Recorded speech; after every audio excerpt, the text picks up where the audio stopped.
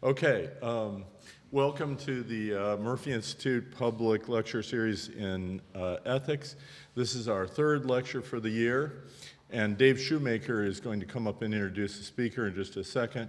I just wanted to remind people of our last lecture, which will be on April 4th, Friday, April 4th, with Steve Stitch, who's one of the grand old thinkers in radical philosophy, and he's going to do something on ethics or meta-ethics for us. He hasn't given us a title yet, but I'm sure that's going to be a great talk also, and he's usually a very entertaining speaker also. And I want to thank the Murphy Institute, as usual, and Steve Sheffrin, its director, and Meg Kenan, who's done a lot of work, particularly just in the last few days for this talk. So I want to thank both of them. And now Dave will introduce the speaker.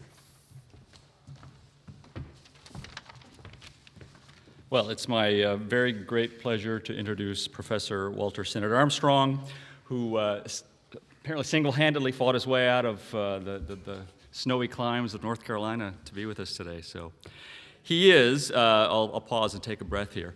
He's the Chauncey Stillman Professor of Practical Ethics in the Department of Philosophy and the Kenan Institute for Ethics at Duke University. He's core faculty in the Duke Institute for Brain Sciences, the Duke Center for Cognitive Neuroscience, and the Duke Center for Interdisciplinary Decision Sciences.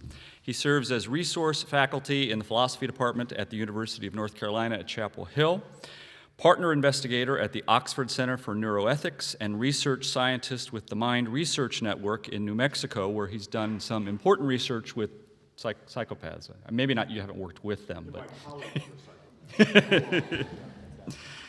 He earned his doctorate from Yale University, and he's published a zillion articles on ethics, empirical moral psychology and neuroscience, philosophy of law, epistemology, philosophy of religion, and informal logic. Most recently, he's the author of Morality Without God, ? Whose question is answered with a resounding of course, and Moral Skepticisms, as well as the editor of Moral Psychology Volumes 1 through 3. This is a must-read for anybody in the field. As I once said of him to my colleagues, Walter's about the best constructor of counterexamples that I know, and he's also one of the funniest philosophers around. So I just want to give you one example before he starts. In a debate with the theist William Lane Craig, and this is a perfect setting for Walter, I think, too. In a debate with the theist William Lane Craig, Walter discussed the possibility of miracles, and in particular the possibility of Jesus' resurrection from the dead, by considering possible explanations for the empty tomb. He asked, which is more likely, that Jesus' body disappeared and rose into heaven, or that someone took the body without being caught? He noted that the answer to that question was obvious, because lots of items are taken without the thief being caught. He then continued as follows. On the other hand, we have tons of evidence that bodies do not disappear and rise into heaven, and nothing could be more ad hoc than a unique exception to otherwise accepted physical principles. Just imagine that I return from a hard day at the office to find that my favorite ice cream, which I had saved for tonight, is gone from my refrigerator. My wife and kids all denied that they took it. They are honest. Still, I wouldn't seriously consider the possibility that my ice cream ascended into heaven and sits at the right hand of Ben and Jerry. Love that line. His presentation today is titled, Does Neuroscience Undermine Responsibility? And while I know the answer to that question, I will be interested to see if he does. Please join me in welcoming Professor Sinnott-Armstrong. Thank you. So thanks to the Murphy Institute and Tulane and Dave and Bruce and all of you for coming. I get to talk about one of my favorite topics. This is something that I've been working on for, a decade or so now, because I started to hear from a lot of people who said that they thought neuroscience was going to totally change our view of ourselves and of criminals and of who we should hold responsible, and all of a sudden we couldn't be people anymore because we're just a bunch of chemicals going off in your brain. And it seems that this is something which has captured the general, the public interest, and it's a big issue for neuroscientists, and it's a big issue for philosophers. But the more I thought about it, I realized that there are actually, oops, I pushed the wrong one there. This is the one I meant to push. See if that works. Yeah, there we go. There are actually a bunch of common views on this. You know, many smart people actually think that neuroscience is such a threat, that it's going to totally change our view of ourselves and of criminals and of misbehavior of various sorts. And yet, there are other people who think, well, that's just crazy. That neuroscience doesn't even look at things at the right level to undermine our view of persons because it's about subpersonal processes. It's just not even about the right topic. And I thought, well, those people are smart and they know what they're talking about, and those people are smart and they know what they're talking about. So, you know, we got a puzzle here. And my view is that whenever you have smart people who really spend a lot of time trying to figure out exactly what's going on, but they still disagree, they're probably confused. They're probably conflating different notions or misunderstanding each other. There's some kind of confusion going on. So I wanted to try to figure out what kind of confusion that is in this particular case. So what I'm going to do today is to try to show you what I think are some of the basic confusions here. And there are a lot. So I'm just going to pick a few. The first is that we need to distinguish two separate issues regarding free will and moral responsibility and personhood and all of those big issues. One question is, what is it that causes us to choose the things that we do in our lives?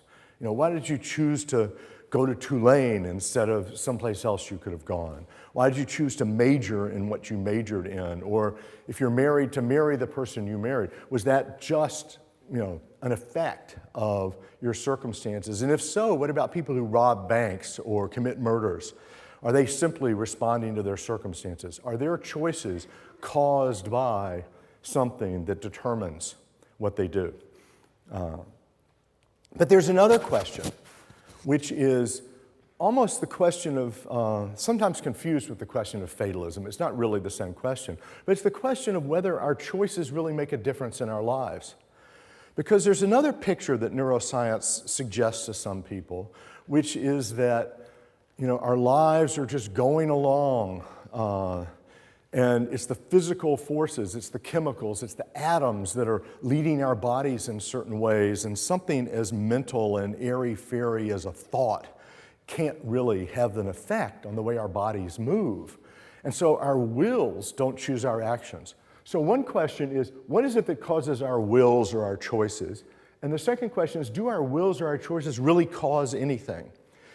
And I'm going to suggest that confusing those two issues is what leads people to be scared of neuroscience and to think that it's going to undermine our lives in very fundamental ways. But we also have to distinguish these issues at a very general level. You know, are we ever responsible for anything? Do we ever really make choices? Do our choices ever really have an effect? From specific cases in neuroscience, where we see that someone has a particular brain abnormality and we want to ask about that person, whether that person's choices affect their lives, whether that person, that individual, is responsible. Because what I'm going to suggest is that neuroscience does not lead to those general, radical, skeptical conclusions at the universal level, at the general level. The traditional challenge for free will and responsibility throughout the history of philosophy and the history of culture in general has been the challenge of determinism. If we're determined by the activity in our brain to do all of the things that we do exactly in the way that we do them, how can we possibly be responsible? And the argument runs something like this. Every act is determined by a prior cause, because the act involves a bodily movement, and the bodily movement has to have a prior cause. But any agent whose act is determined is not free. If you're determined to act that way and you can't do otherwise, you can't be free. And if you're not free, you're not responsible, because, you know, a person who's in prison and not free to leave can't be responsible for not leaving, because they couldn't have done it. But an agent who's not responsible shouldn't be punished. I mean, you should punish the people who are responsible for the crimes, not the people who aren't responsible for the crimes. That seems to be kind of common sense. And if you do punish someone, but it turns out that they weren't really responsible, they shouldn't have been found guilty, that was a mistake, then you should apologize to them and let them out of prison, right? Maybe even give them compensation for the time they served by mistake in prison. So we ought to take every rapist and murderer out of prison and apologize to them and give them compensation. Now notice, nobody wants to end up there, I hope. Does anybody want to end up there? That we ought to take people out of prison? No. I mean, nobody wants to end up there. The problem is, where along this line do you give it up? Where do you reject one of those steps? How far do you go? So, different philosophers end up denying different premises, and that's how you end up with all the different positions about free will. Now, I'm not going to have time to talk about free will in general and all the subtleties.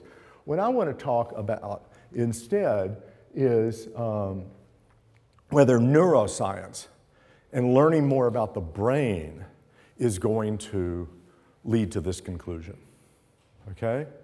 Because the question is, does determinism lead to lack of freedom and lack of responsibility? But that's a threat from neuroscience only if neuroscience leads people to believe in determinism, okay? And let me assure you, it doesn't. I mean, people say things like that, but just think about it. I do neuroscience experiments. If I ever got a correlation above 0.8, I would like throw a party and jump for joy. But to get determinism, you have to have a correlation of 1.0. If you ever submitted such a paper to a neuroscience journal, they would suspect you of fraud and reject it immediately because they knew nobody would believe it. Neuroscience finds, at least in human neuroscience with regard to fMRI and other brain scanning techniques, what it finds is correlations, which are probabilistic. It never finds something that's going to come close to determinism, okay? Furthermore, neuroscience only studies, in humans at least, particular types of actions, actually even in animals, particular types of actions. You know, they have you move your hand. We'll talk about an experiment of that sort later. Or they have you remember a number and recall it later. But you don't have people getting married in scanners. You can't say, well, could you wear this fMRI into war so that we can see what your brain is like when you make a real decision that deeply affects your life?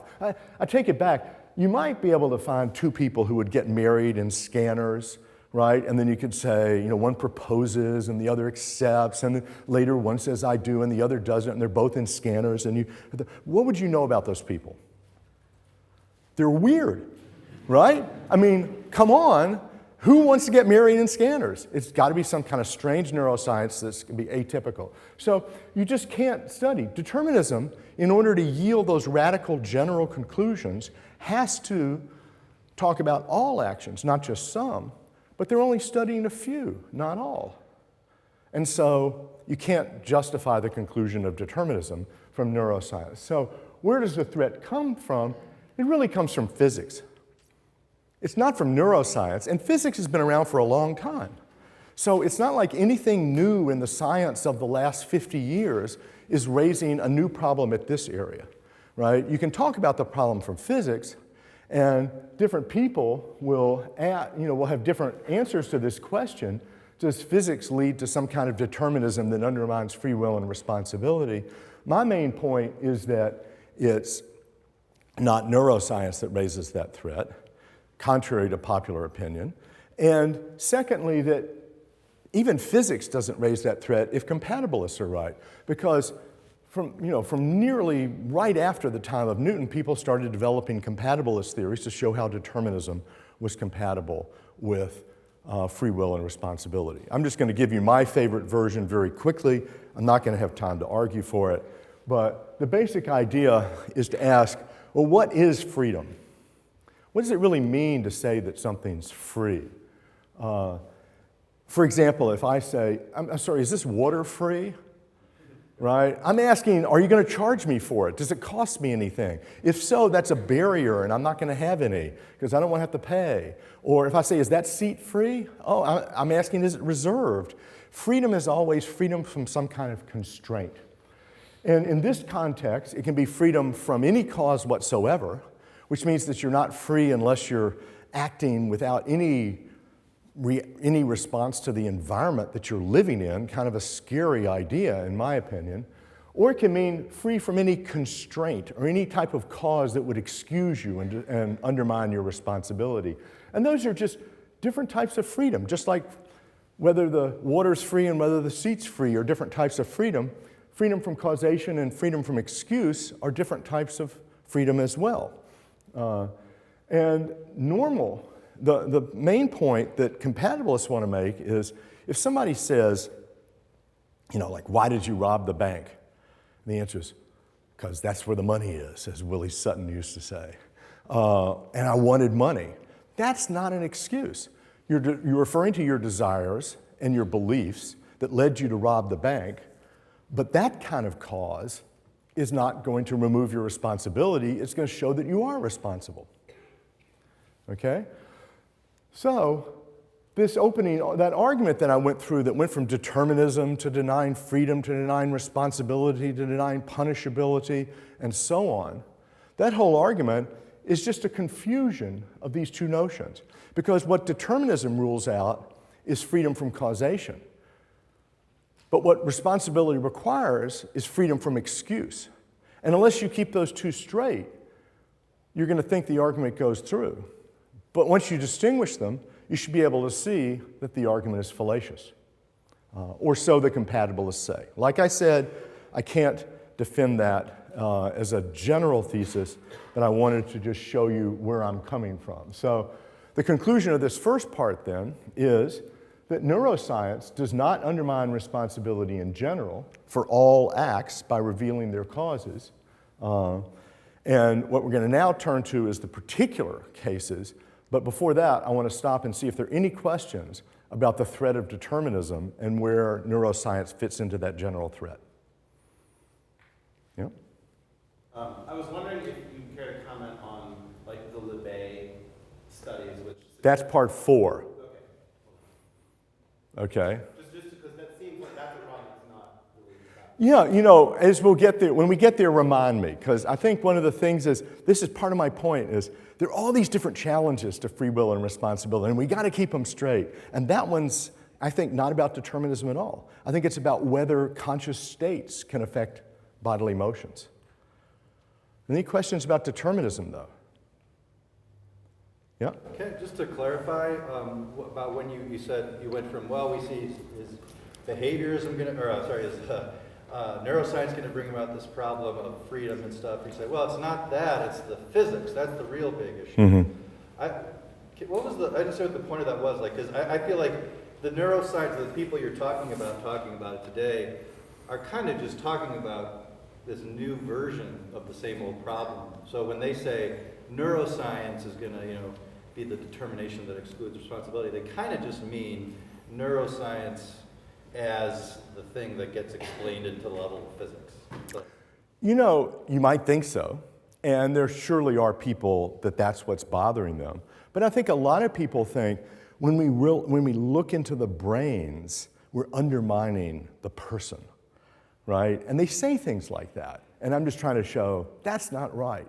If what they have in mind is the challenge of physics, they ought to say, it's not Mike Gazzaniga and other neuroscientists who are undermining freedom and responsibility. It's Newton, right? It's not even quantum mechanics, because quantum mechanics denies determinism. And so it's only certain types of physics, right? Although we can talk about quantum mechanics later. But I don't think that helps with responsibility.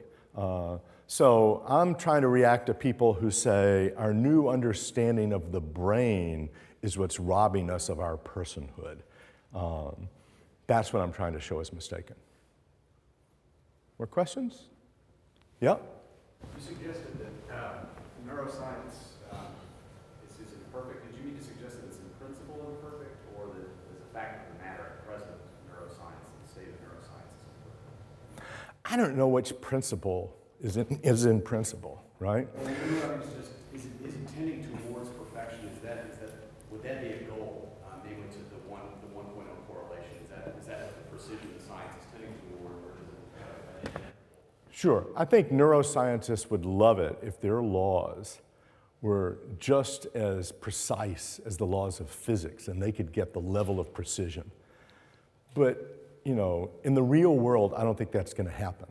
There's a possible world where it does happen, and philosophers can talk about that possible world. But in the real world, we're nowhere near that. Neuroscientists are happy with 0.7 correlations and 0.8 correlations. They don't, get anywhere near the precision of physics. Yep, last one. So you mentioned that neuroscience studies particulars, but most of our actions are not really particulars. They're complicated decisions that we make. They're full of. But couldn't a neuroscientist be like, well, yeah, but if we can show that all of our simple actions are determined, then you're going to have to explain to me wherein we might find our non-determinism or our freedom, or where it is. So if all of our simple actions are determined fully, then I see no good reason why we can't generalize to the more complicated. Yeah, because if all the parts have this property, then the whole must have the property too. I always teach that as a fallacy. And by the way, because we had lunch together, that's what Hegel points out as a fallacy.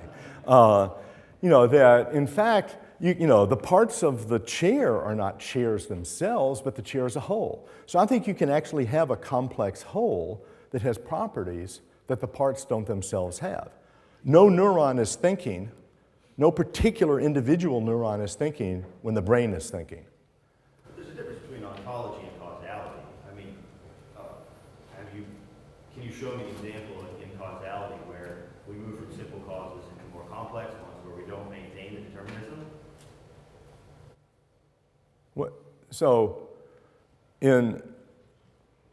So I'm not sure exactly what you're looking for. I mean, causing the other team to be disappointed because you score a touchdown is something that a whole body does.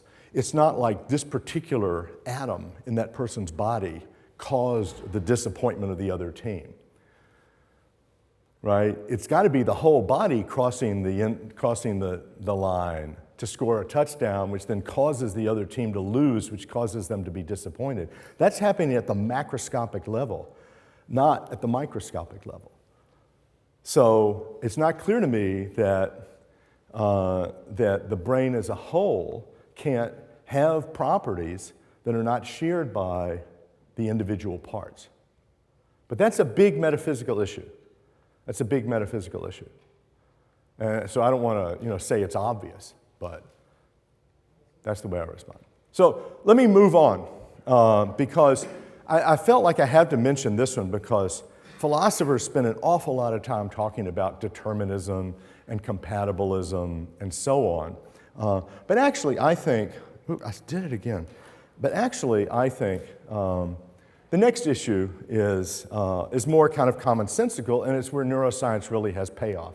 And that's when you have particular cases that raise questions about the criteria for responsibility. And here I just want to talk about one case study that we probably never would have discovered if not for neuroscience, and ask how it affects our views of responsibility, okay? So I call him Pater, but that's just for no good reason.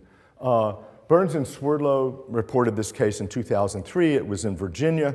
And what happened was this individual, Pater, was a corrections officer and decided to move into school teaching, got a teaching certificate, and remarried. And 2 years later, the incident happened. It's important that he had some minor use of pornography since high school. Nothing unusual for the state of Virginia, okay? I don't know about New Orleans. And no personal or family history of sexual deviance of any sort. No reason in his prior record or his prior report to think that he had interest in young children, for example. But in 2000, the beginning of the year, he started collecting pornography. And by the summer, it started to include child pornography.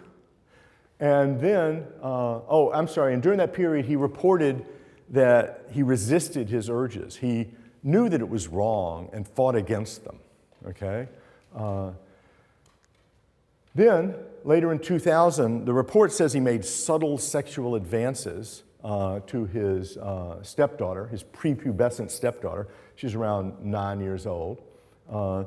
And according to the BBC video story report where they interview him, what happened was he would take his stepdaughter to bed. He and his wife would alternate, and they would read her a good night story. And one night, like a lot of parents do, in bed with the child reading a good night story, but one night he reached over and touched her breast. And this made her very uncomfortable for obvious reasons. And his stepdaughter informed his wife.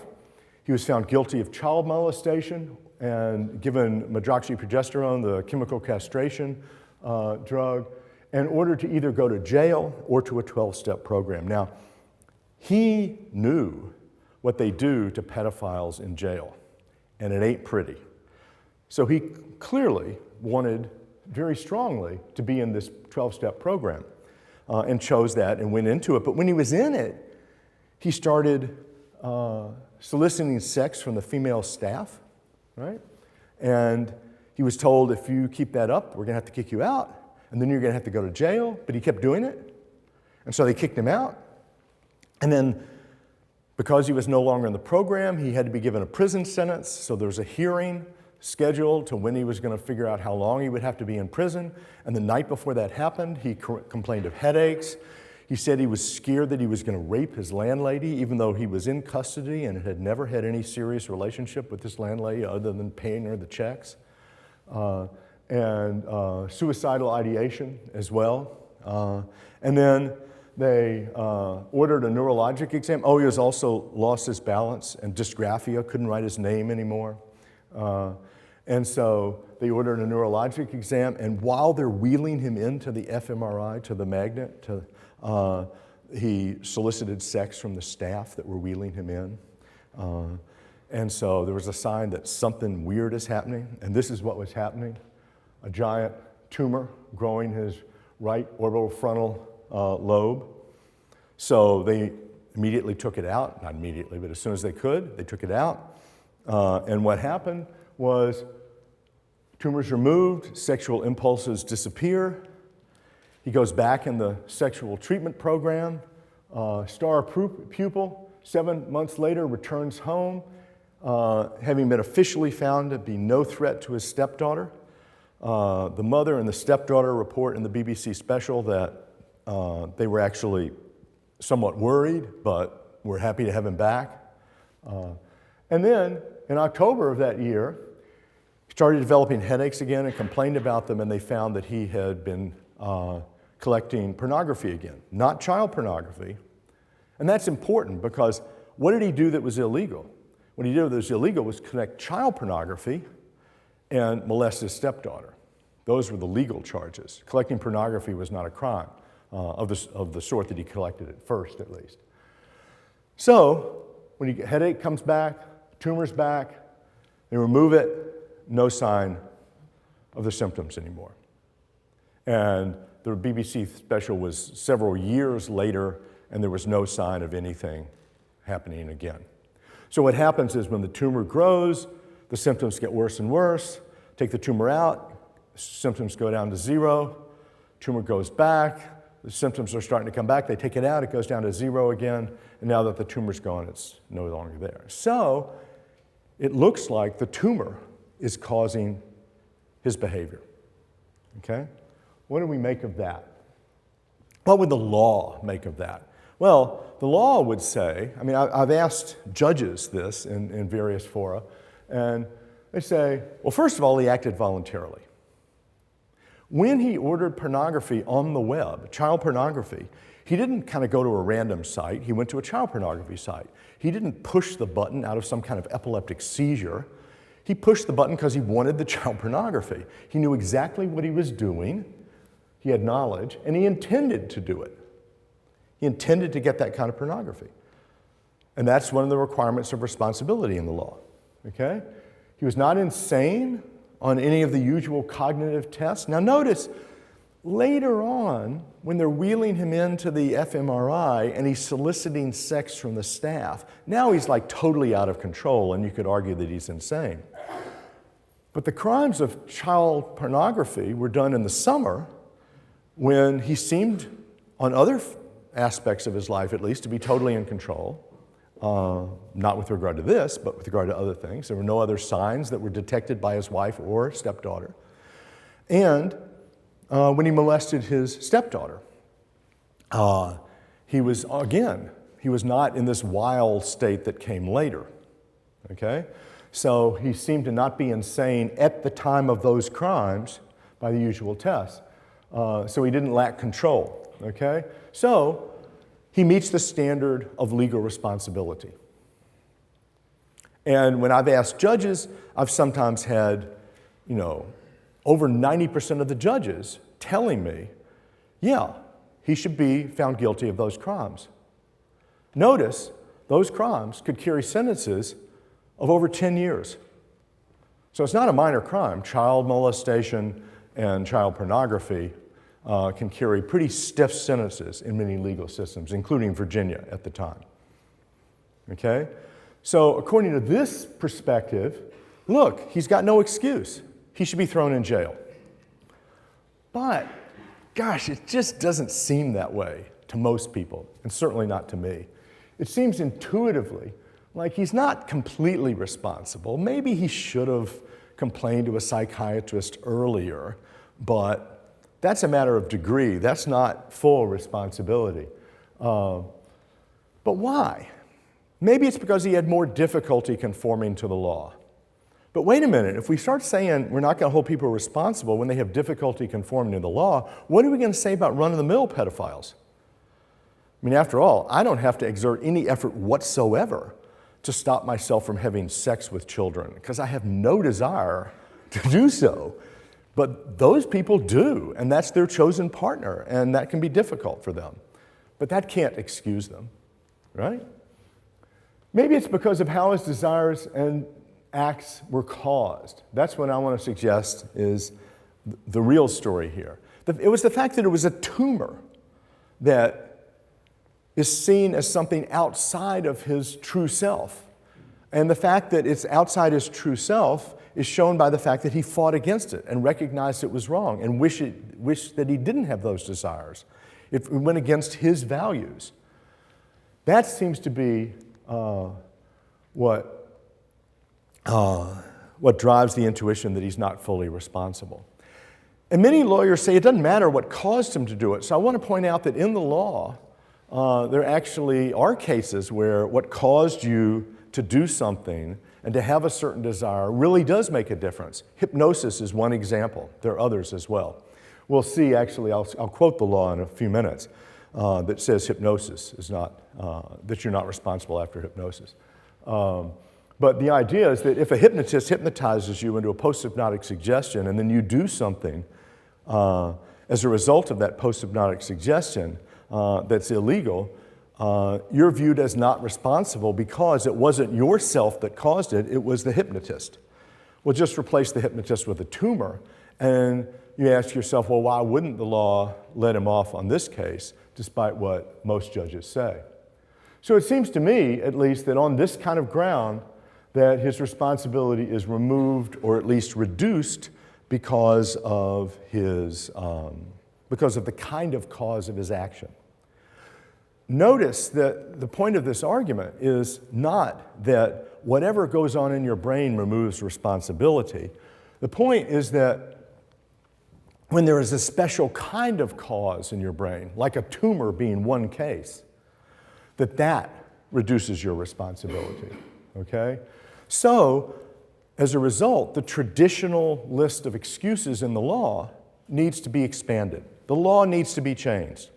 It's not just that you're responsible whenever you know what you're doing and intended to do it and it was a voluntary action and you were not insane, which is the standard criminal law responsibility set.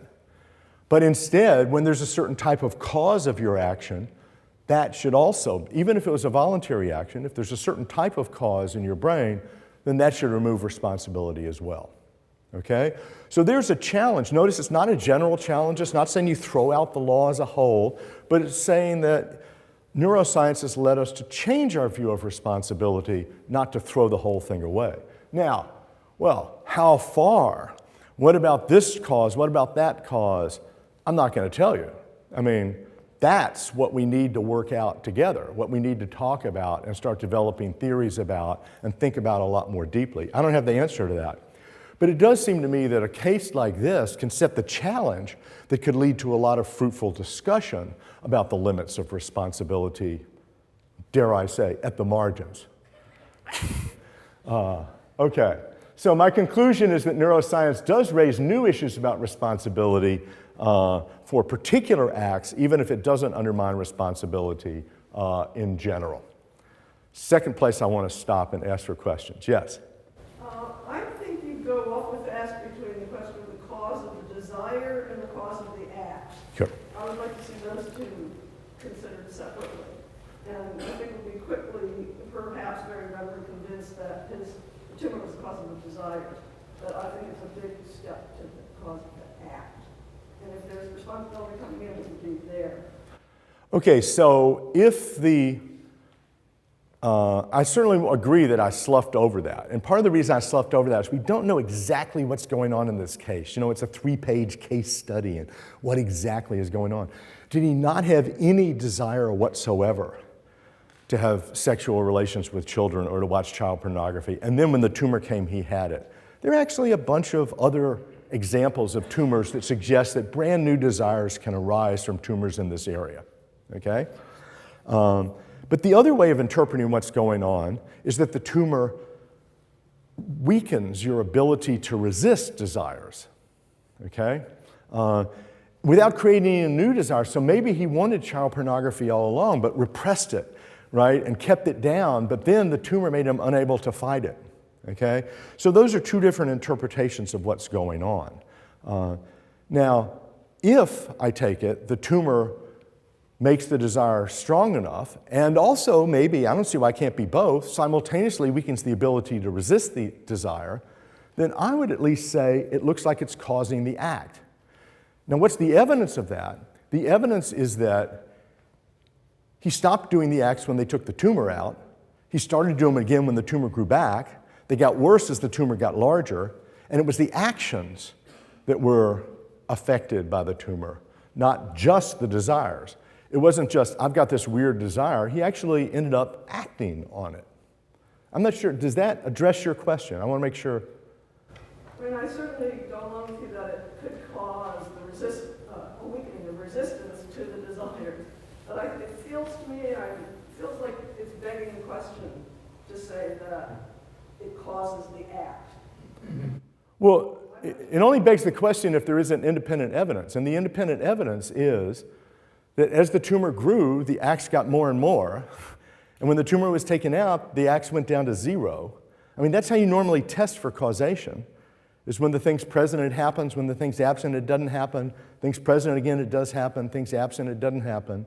That's a fairly standard view of causation. And the doctors, by the way, in the article agreed. They said, you know, this is a causal relation that's been established by this test. Again, empirically, I have no problem with the desires being intensified by the tumor and the resistance being weakened. That psychology, fine. But the question of whether there's responsibility for acting doesn't seem to me to be answered by that. Huh. Yeah, I guess I'm just not sure why, because if it really does cause the acts, as I think the evidence suggested. Let me point out one more thing, and then I'll go to other questions. But another thing you remember about this is that I think it's a mistake to focus on responsibility on a particular instance, actually over time. Given the growth of this tumor, it seems to me inevitable that he would have done something pretty weird and unusual, you know, that would have gotten him in trouble eventually, if not then.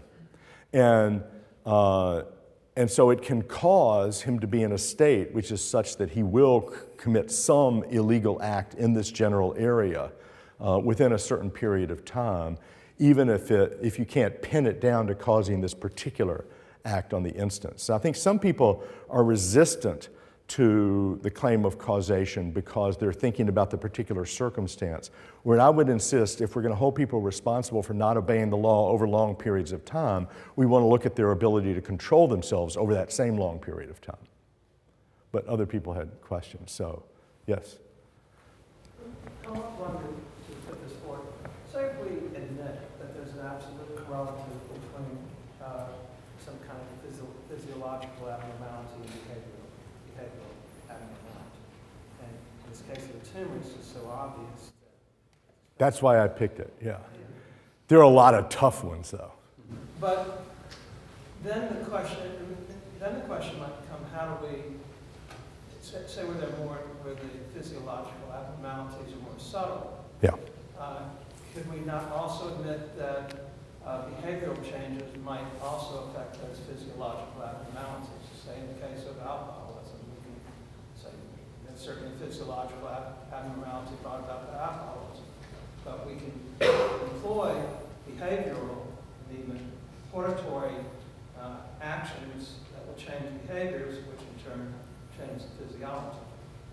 And so I'm just bringing that up because So there are 2 points you make. responsibility still seems to come into play because we have a sense of responsibility, and by addressing that sense of responsibility, we can even change physiological things. And so, right, there are 2 points you bring up. One is that past actions can affect our neural states.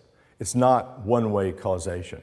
What you do, in fact, changes your brain. And what I do changes your brain. At least I hope so, because that's how people learn, is by their brains changing. And so our past actions will, in fact, have effects on our brains. And if those past actions are deemed wrong and the person is deemed responsible for them, some people argue that that makes us responsible in the present for the effects of the brain state we're in.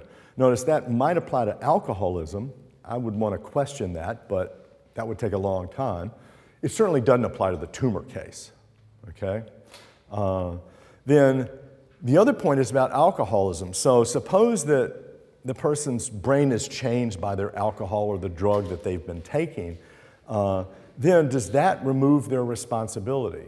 I want to say, I'll give you my arguments. I think, actually, yes, at least responsibility of some sorts. But that's a separate issue, right? I think each of these cases needs to be looked at one by one in light of what we know about the neuroscience and about the particular case as well, right? So I don't want to generalize from the tumor case to all other cases, but you're absolutely right that this case raises that kind of question. Do you extend it to alcoholism, to drug addiction, in light of what we know about how the brain is changed by those drugs? Do you change it? Do you extend this lesson to pedophilia or to psychopaths or to whatever? All of those cases become live issues, whereas under the traditional law, it's not clear why any of that's relevant.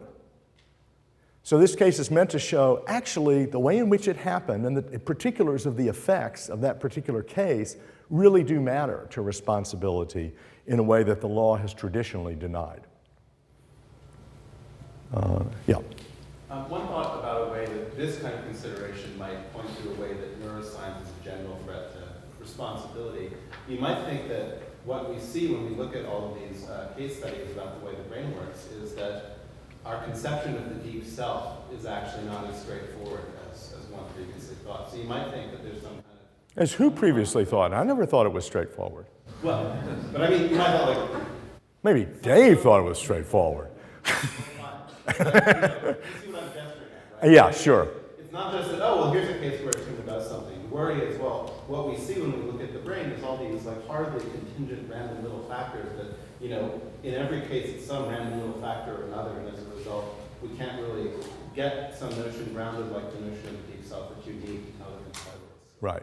And so philosophers come up with these theories of the deep self. And what neuroscience does is it says, whoa, whoa, whoa, like, wait a minute here. We need a lot more detail about these cases to figure out what we're going to say. And when we look at that detail, it's not going to be yes to deep self, no, not deep self. Maybe in a tumor, it's going to be pretty clear.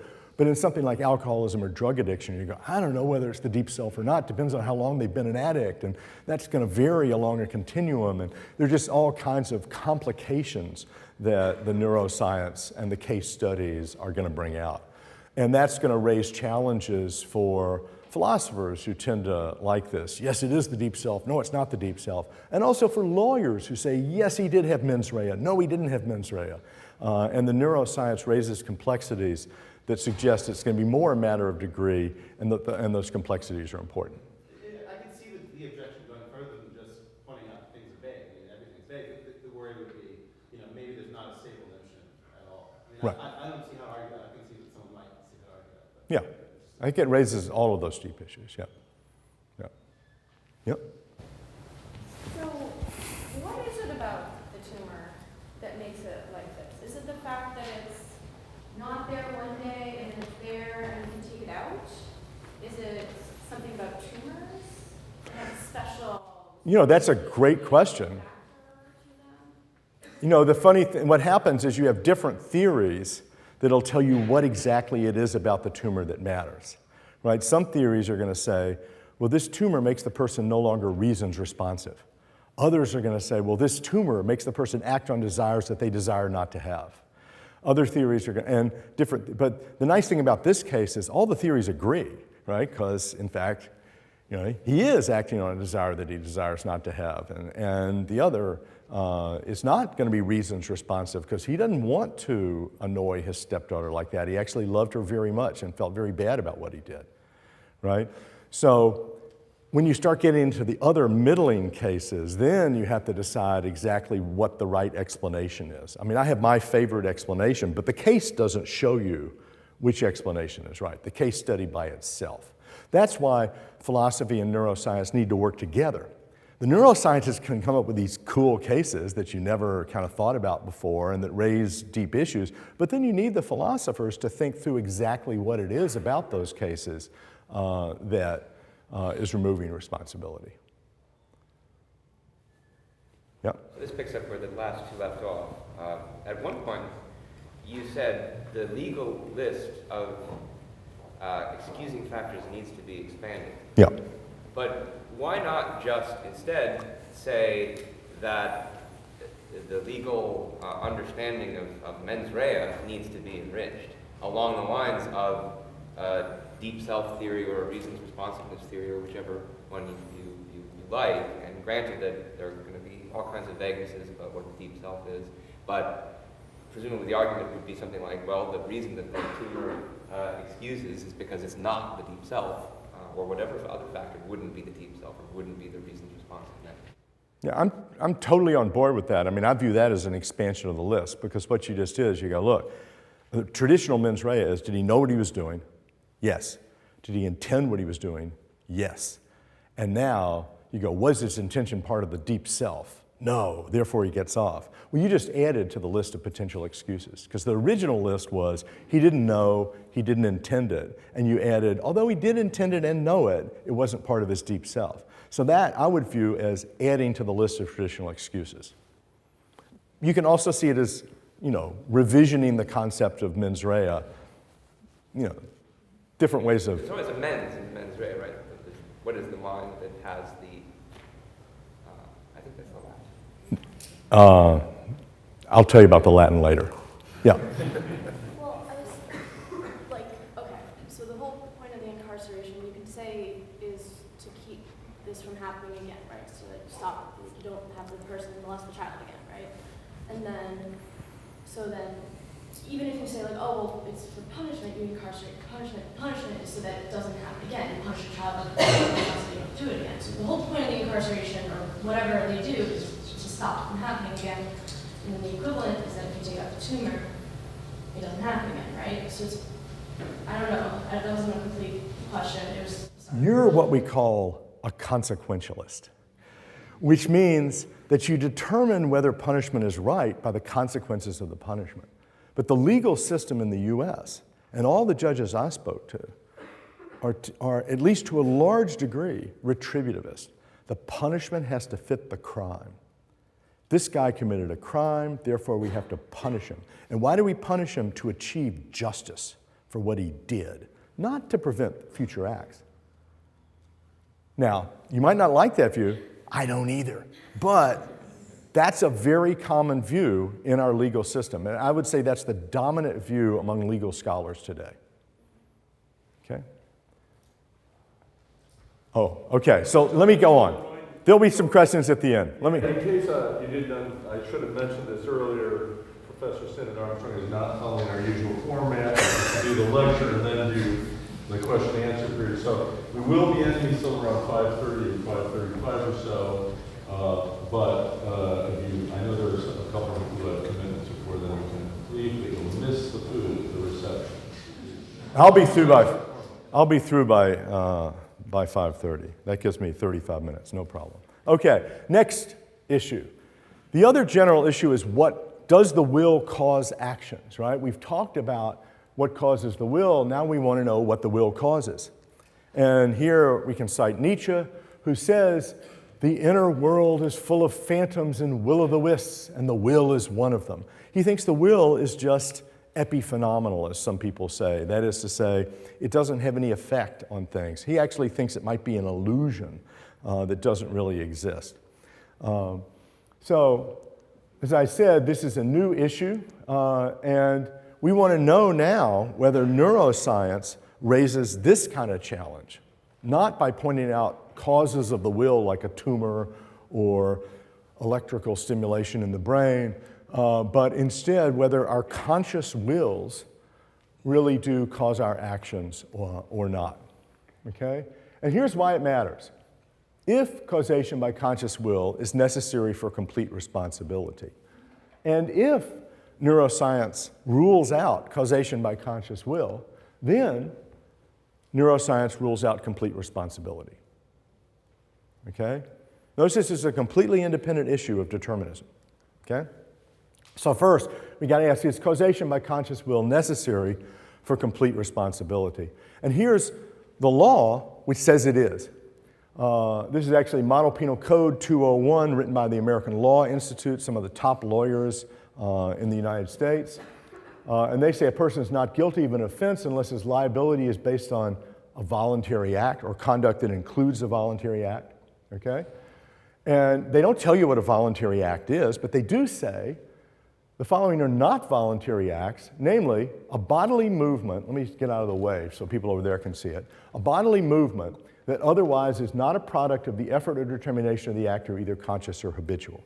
For something to be a habit, you got to do it again and again and again and again, right? So if we're talking about acts that are not done out of habit because they're not done repeatedly, then it's got to not be a product, a bodily movement is not voluntary unless it's caused by an effort or determination that is the will that is conscious. So the Model Penal Code, and this, by the way, the Model Penal Code says you're not responsible unless your conduct, at least, is partly constituted by a voluntary act, right, that's the product of conscious will. And this law, in various versions, because the different states, it was a model penal code, but different states would accept it.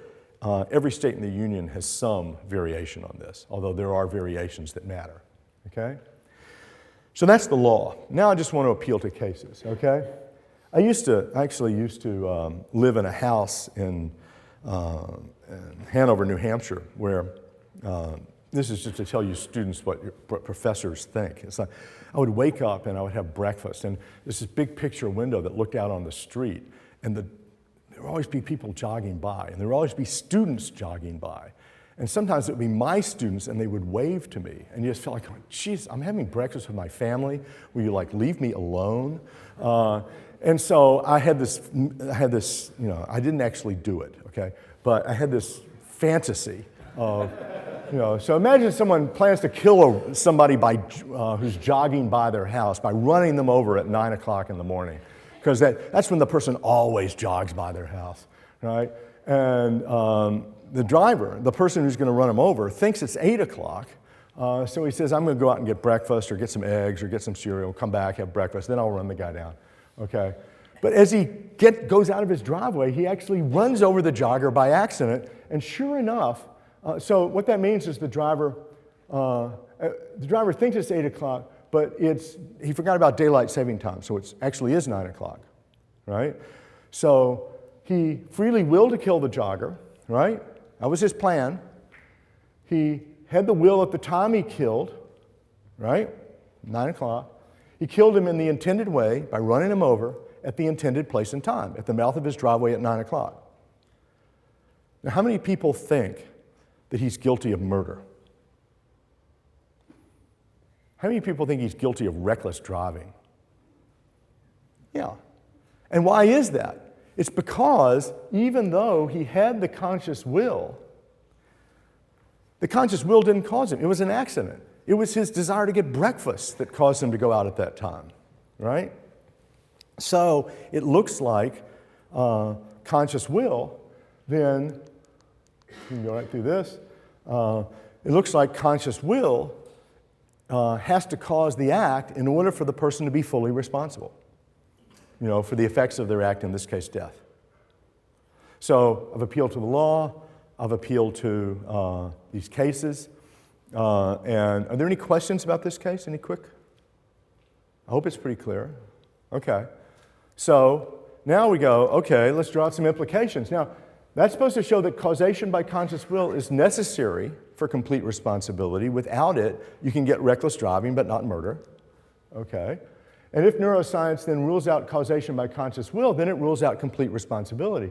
We've just got to figure out whether that second if clause is true. We've got the first if clause, right? Now we've got to get the second if clause, okay? There are lots of ways in which neuroscience might seem to rule out causation by conscious will. I'm going to refer to the work of Libet, which was asked about before. The basic premise of this argument is that a cause cannot come after its effect. Cause might come before. Some people think it can come at the same time. But there are very few people who think a cause can come after what it causes, that is, after its effect. Okay?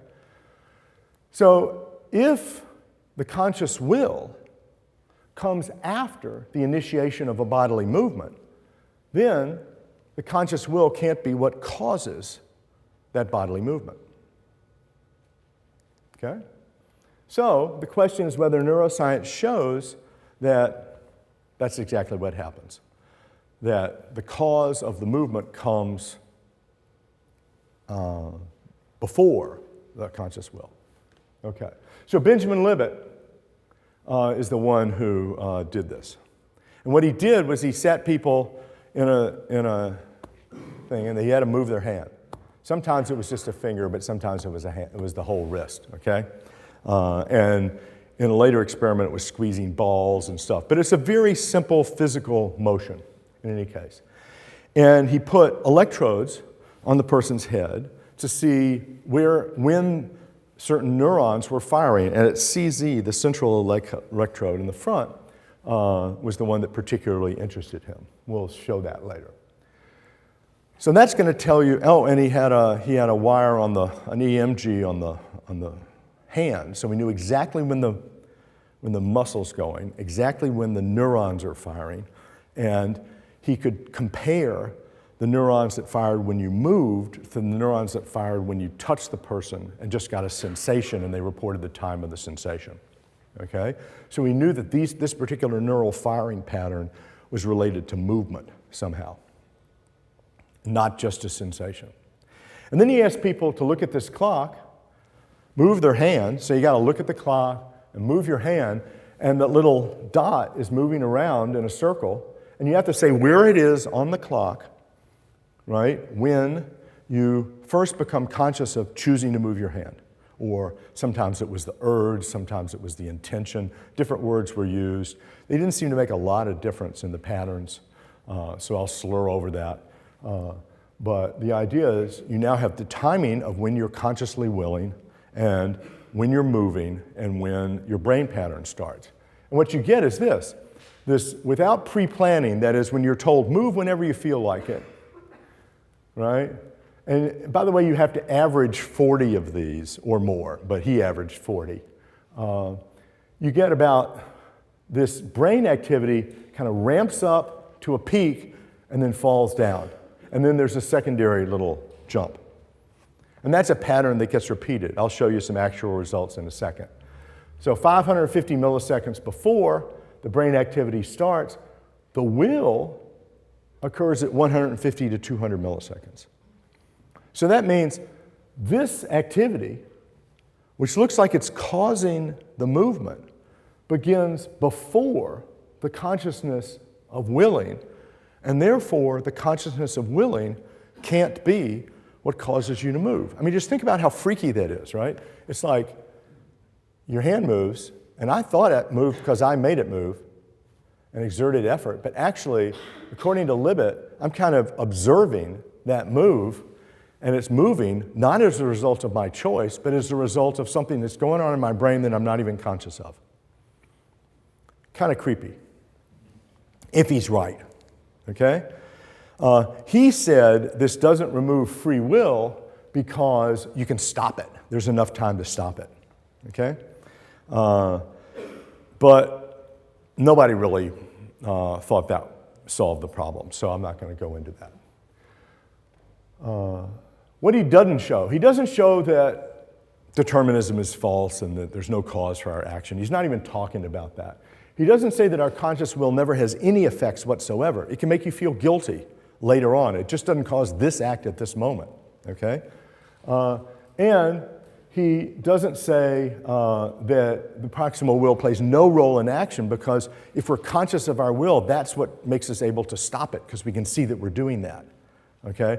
What he does conclude is that at least in some cases, the kinds of cases he was testing in his experiment, a conscious proximal will, that is not like a desire to, a will to stay in the experiment, but a will to move at this moment. That's what proximal means.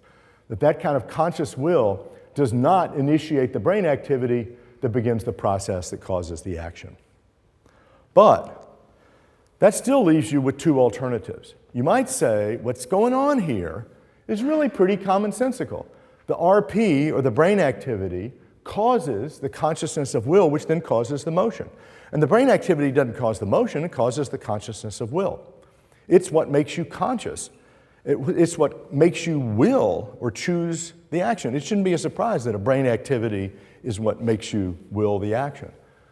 But the epiphenomenal view, sorry about the colors here, says that instead that the brain activity causes the motion directly, and the consciousness of will has no impact whatsoever. Okay? So how are we going to test that? Notice the crucial difference here is that in this case, the consciousness of will is playing an essential causal role. It's caused by the brain activity and it causes the motion. Whereas here, the consciousness of will is not causally connected either to the motion or to the brain activity. So there are two ways to test this. One is to look at covariation, and the other is to look at manipulation. And so I'll explain those. John Stuart Mill said, if A causes B, then when A changes, B has to change. There has to be covariation. They have to vary together, right? And so if the brain activity causes the conscious will, then if you're averaging 40, you should be able to take the early 20 and the late 20 and of the conscious will, and the early 20 and the late 20 of the brain activity, and the early 20 of the brain activity ought to correlate with the early 20 of the conscious will, and the late 20 of the brain activity ought to be correlated with the late 20 of the conscious will, because after all, if you swing the bat later, you hit the ball later, right? Or golf club, I guess, is a better example, okay?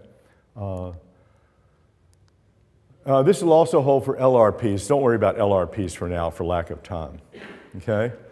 But this is what you find. What you find is the early and the late show no difference. No statistical difference. There's no correlation between the brain activity and the consciousness of will. And if there's no correlation between the brain activity and the consciousness of will, then the brain activity can't be what's causing the consciousness of will. But if it's not causing the consciousness of will, then the common sense interpretation is wrong, and it looks like consciousness is playing no role. So we're back to the kind of creepy interpretation. But it's too creepy, so you can't trust that, okay? So let's try manipulation. To manipulate it, what you need to do is you need to say, well, what we need to do is to get to consciousness of will without motion, and motion or motion without consciousness of will. So how are we going to get subjects in the experiment to move their hands without willing to move their hands? How would you do that? Any ideas?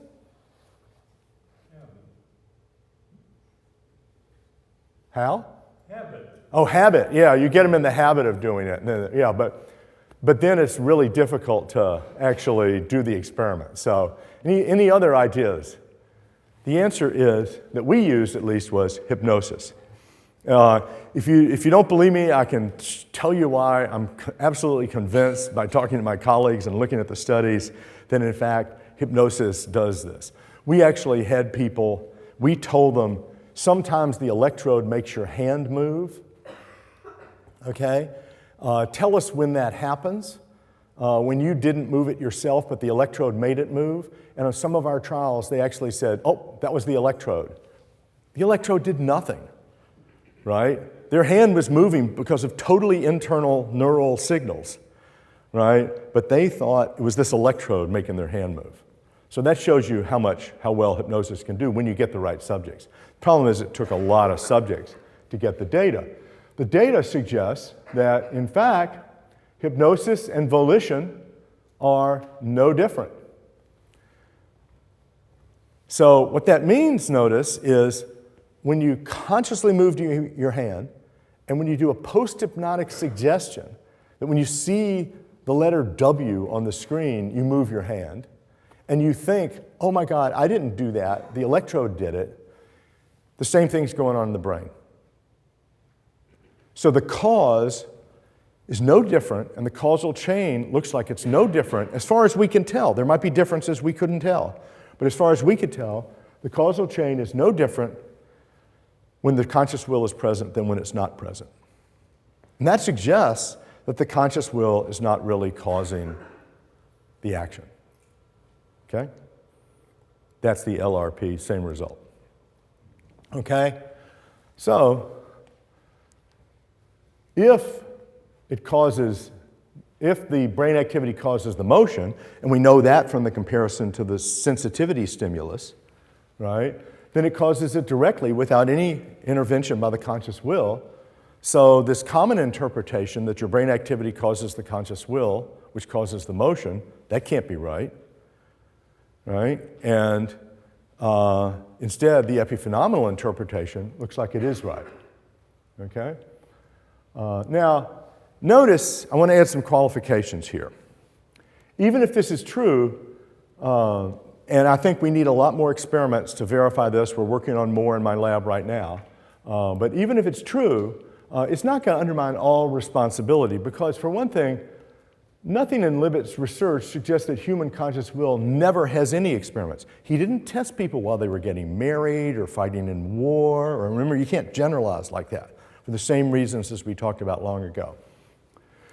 Indeed, the Axe and Libet studies were odd. I mean, the intention was just to make a bodily movement. How many times do you go, I'm going to move my hand, but for no reason, not to scratch my head, not to pick up the water, just for the sake of moving my hand?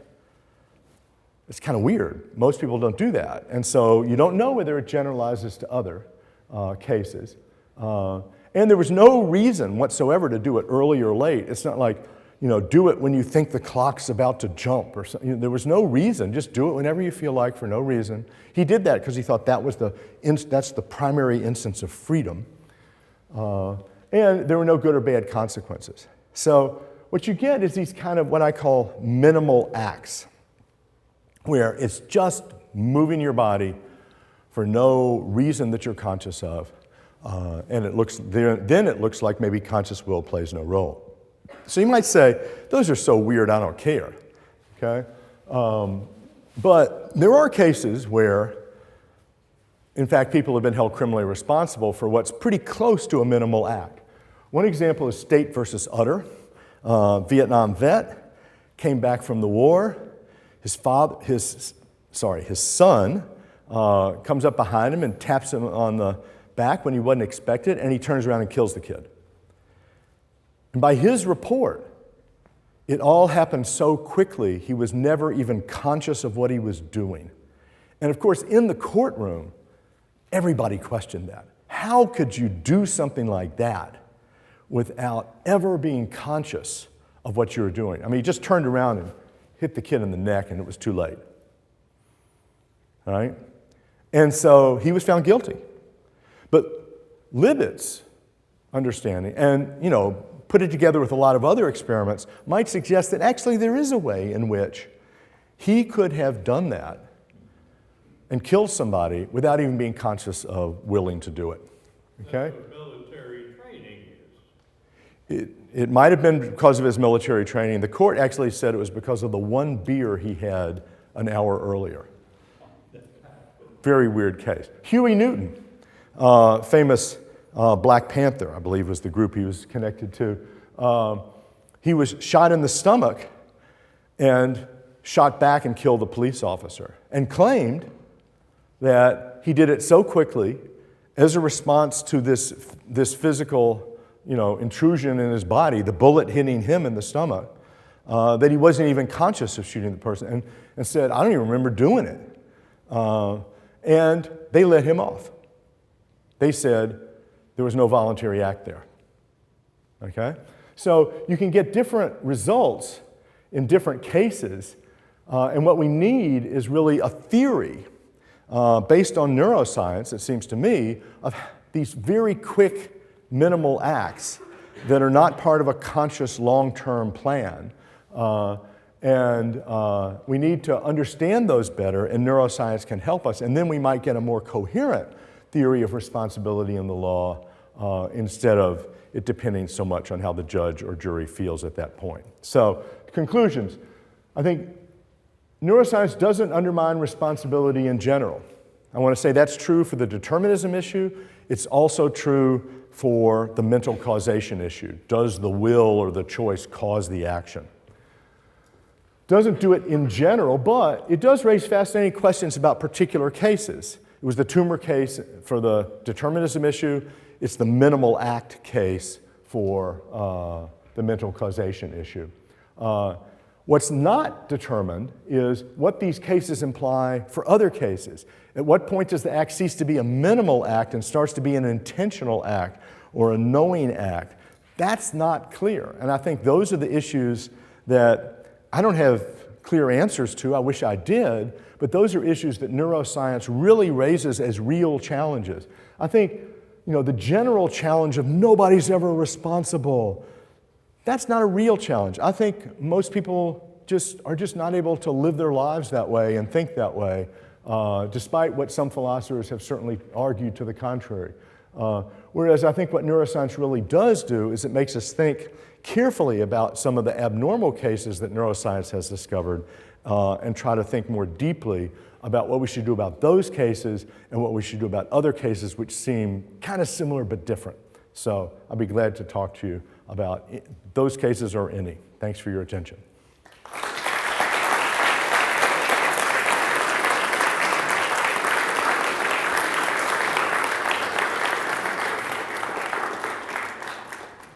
So getting back to your general theme, you picked out two examples from neuroscience, using neuroscience research in tumor and minimal acts. But the average person reads this and they say, well, neuroscience is just beginning. It's only beginning in this. And it's only a matter of time before there'll be other things that we'll discover. We'll discover, for example, that you don't need really a tumor. All you need is a certain disease when you're born to make you more susceptible, have less impulse control, or act on your second order, third order desires. And that's just a question of time. And so the people who think that neuroscience is undermining basically say these particular acts that you've outlined are just the beginning of a series of acts. And at some point, starting with them will say, we're no longer responsible. So I was with you until that last sentence, because I agree it's just the beginning. They're going to discover more, and all of those are going to raise questions about how far we go with this, okay? But to get to all of our acts, whoa, that was a jump, right? Because I don't see how neuroscience is going to study getting married or going to war. I already, gave that quick and breezy argument, but I think it's true. And secondly, I think when you look at neuroscience really carefully, what contemporary neuroscience is looking at is kind of dynamic theories that actually allow for kinds of mental causation and help us understand mental causation. It's not clear to me whether developments in neuroscience are going to help us understand how we cause the acts we do, or whether it's going to undermine our common sense interpretation. I actually think it's going to help us understand, but it remains to be seen. It's certainly possible that 50 years from now, I'll throw this lecture away, wish I'd never published that book, and well, if I'm still alive. But my bet is with neuroscience helping us understand how our common choices work, and only undermining responsibility in fringe cases, but a lot more than we have now. Yeah, I want to add to that. And the tumor question also, I thought that was a pretty good question. And I thought, you think that the problem is, so we go from these particular cases to then people say there's this broad implication about the own responsible development. And you want to Hasty generalization, we call I it. think that's a good idea in general, but I think also that maybe there are some generalizations that we can do. So when she asked what is it about the tumor, I was thinking the same question. The only thing I think of, well, it's just because it's big and we can see it and we can take it out. So here's the generalization. It's something like when there's a chunk in your brain that's causally responsible for doing a pedophilia act or something like that, where removing it will cease that. Whatever the story you just told about the whole brain tumor was, then you said, okay, maybe the guy wasn't fully exonerated, but he was less responsible than the normal, quote unquote, normal pedophile. So I don't see any of those as being relevant differences, like the size of the chunk, what it's made of, if it was with it from birth. It's just if there's a piece in the brain that that's a general kind of claim. So we can generalize that to what everyone does. And maybe the problem arises again here is that, well, it's just a matter of time before we figure out what that chunk is for pedophiles who don't have tumors. Okay, so first of all, I don't think it has to be a chunk. I mean, it's nice to give the chunk because you can show the picture and stuff like that. Fair enough. It doesn't have to be a chunk, but it does have to be something abnormal. And so let's take, for example, let's talk about the tumor. So why do you think the tumor is not part of his deep self, so we can't attribute this act to his character? And the answer is, there's no evidence he was like that before. There's no evidence he's like that afterwards. He himself regretted it, and neuroscientists go, well, look, here are 10 other cases, and when this has happened to other people, it's led them to do similar things, and at least in some cases. And so it looks like almost any of us, if this were to happen to us, then we would engage in that kind of activity. And so we don't think of it as a statement about him as a particular individual because we view it as a force that comes in from the outside.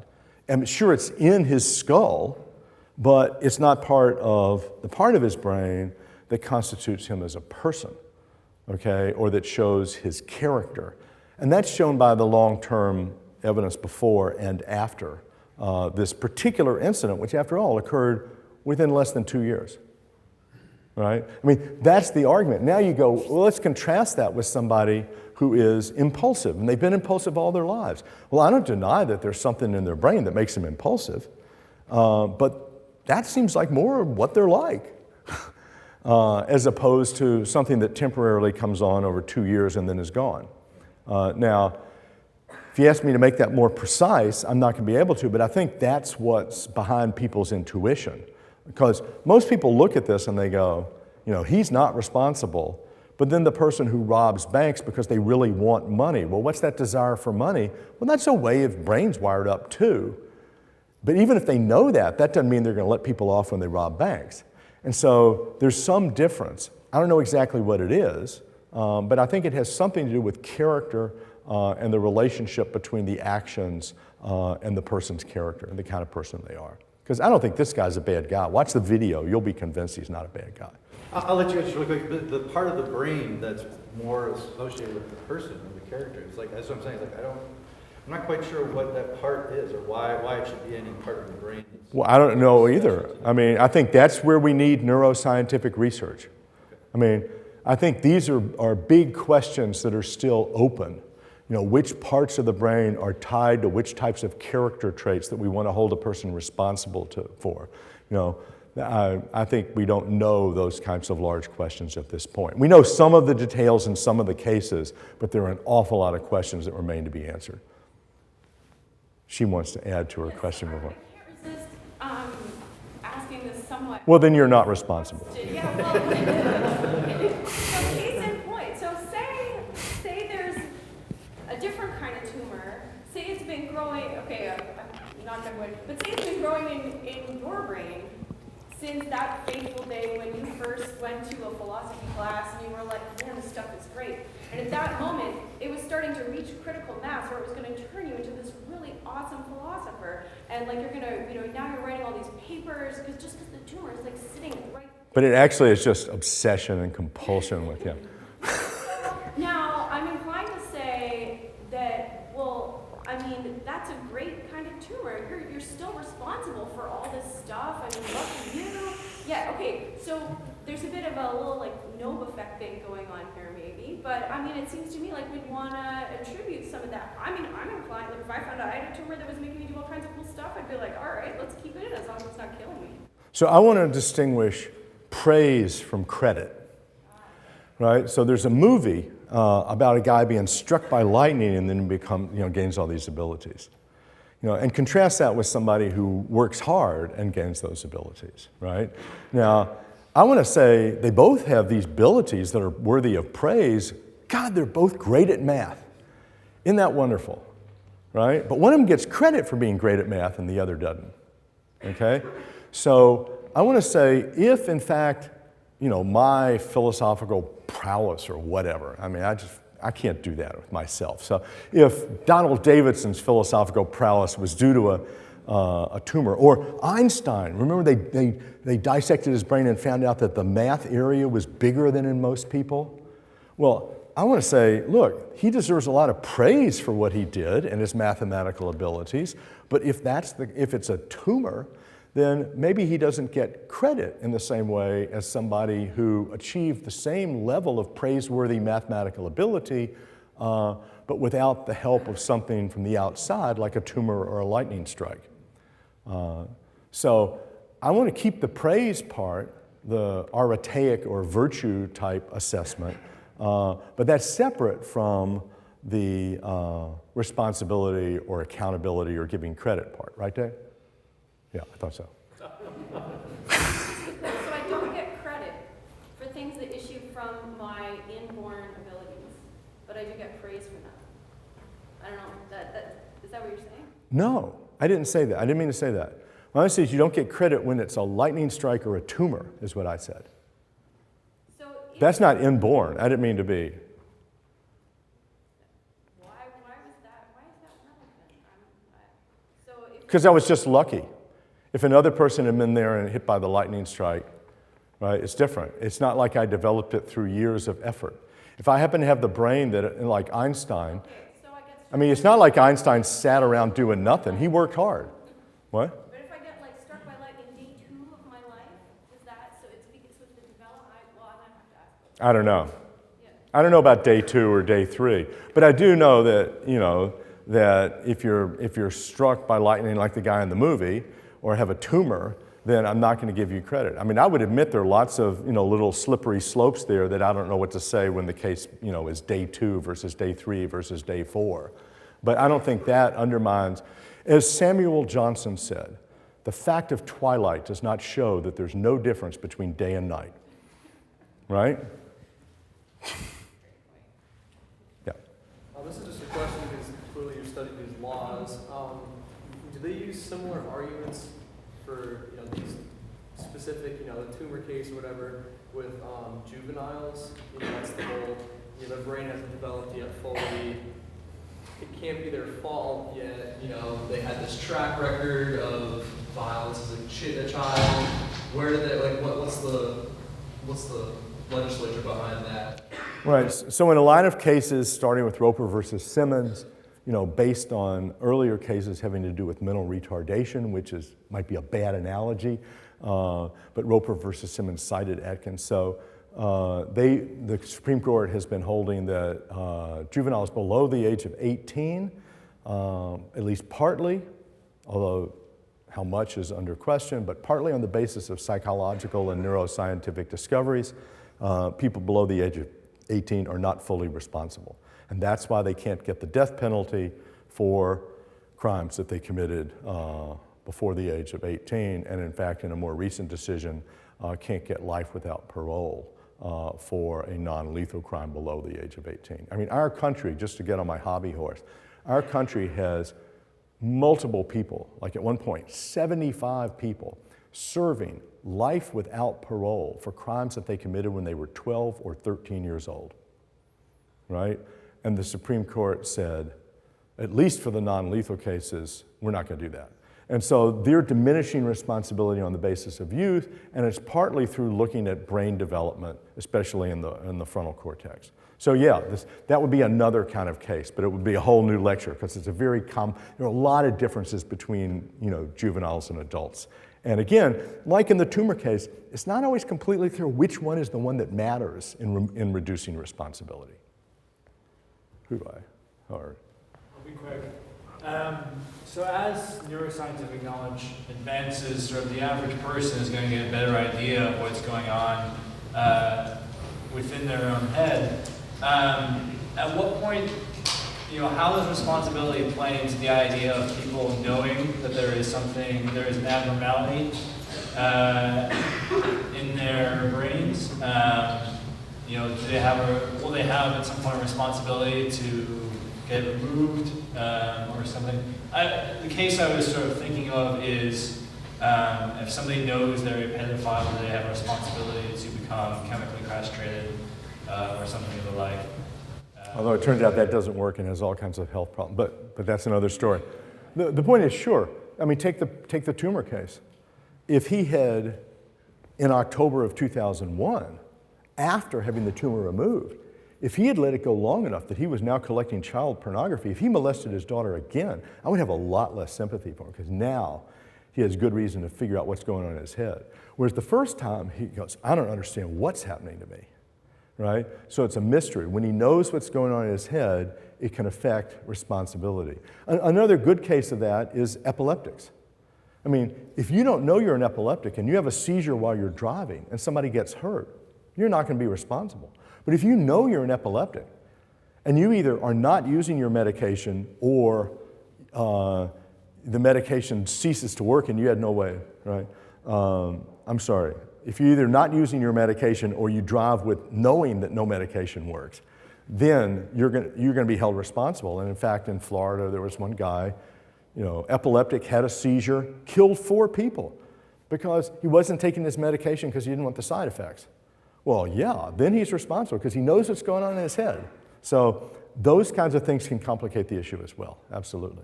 I think I'm going to cut off discussion here, but we have a little reception in the bushes. It's hidden in the bushes next to the building, so you can go eat there if you want. And Professor Sinnott-Armstrong can be pestered endlessly out there. Actually, not endlessly.